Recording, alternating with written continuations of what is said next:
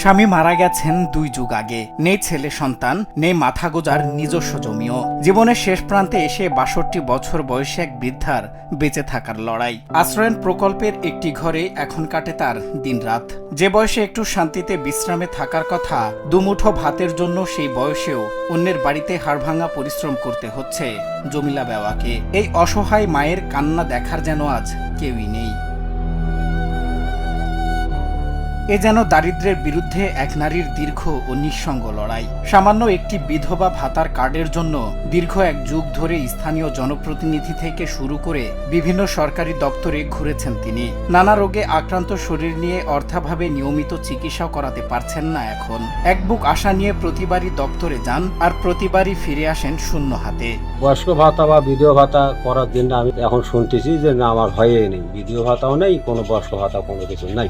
জমিলা আমার বিধবা ভাতা কি বয়স্ক ভাতার পায় না, এটা আমরা শুনি। তার মানে কষ্ট করিয়াই দিন যায়, ঘরে স্বামী নাই বা একটা পোলাপান নাই। উনি তো সুবিধাই পাচ্ছেন এখানে। উনি খুবই মানবিত জীবনযাপন করেন, নিজে কষ্ট করে নিজের জীবনটা চালান।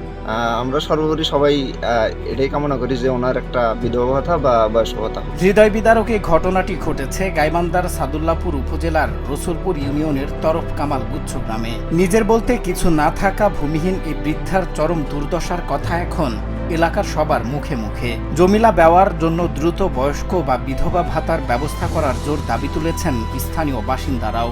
ছেলে নাই, স্বামী নাই, কেউ নাই, মাইসির কাজ কাম করি, হাত নাড়ি পালা পোষা করি, বসি গ্রামত থাকি, আমার কেউ নেই।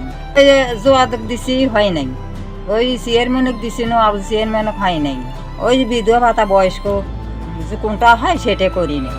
এদিকে প্রয়োজনীয় কাগজপত্র নিয়ে অনলাইনে আবেদন করা হলে তাকে দ্রুত ভাতাভুক্তি করার চেষ্টা করা হবে বলে জানিয়েছেন রসুলপুর ইউনিয়ন পরিষদের প্যানেল চেয়ারম্যান বেলাল হোসেন। আর উপজেলা সমাজসেবা কর্মকর্তা আজাদুল ইসলাম জানান, স্থানীয় জনপ্রতিনিধিদের মাধ্যমে বিষয়টি যাচাই বাছাই করে তাকে ভাতার আওতায় আনার সুযোগ রয়েছে। আগে যখন অনলাইনে আবেদন হয়েছে, আবেদনে তো মাইকিং করা হয় রসুলপুর ইউনিয়ন পরিষদের মাধ্যমে।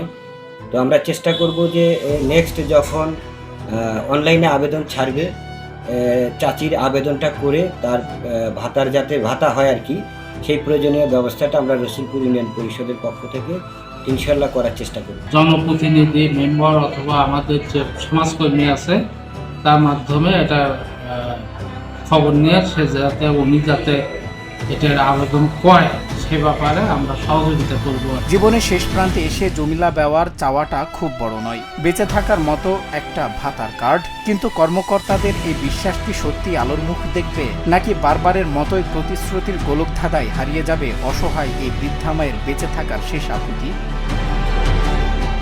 সজল বিশ্বাস, নিউজ ডেস্ক, বাংলা টিভি।